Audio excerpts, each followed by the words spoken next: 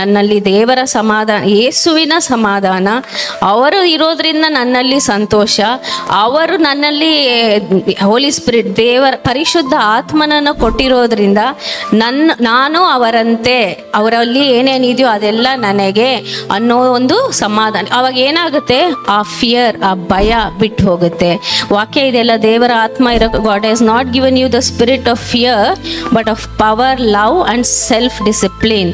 ಅಲ್ಲಿ ಒಂದು ಪವರ್, ಶಕ್ತಿ, ಪ್ರೀತಿ, ತಿಳುವಳಿಕೆ, ಸ್ವಯಂ ತಿಳುವಳಿಕೆ ಅನ್ಸುತ್ತೆ. ಇವತ್ತು ನೀವು ಇಲ್ಲಿಂದ ಹೋದಾಗ ನಿಮ್ಮ ನಡೆಯೋದು, ಮಾತಾಡೋದು, ನಿಮ್ಮ ಜೀವನ ನಡೆಸ್ತಾ ಇರೋದೇ ನಿಮ್ಮಲ್ಲಿ in the name of Jesus Holy Spirit works. ಈ ಕನ್ಫರ್ಮೇಷನ್ ತಗೊಂಡೇ ನೀವು ಹೋಗೋದು.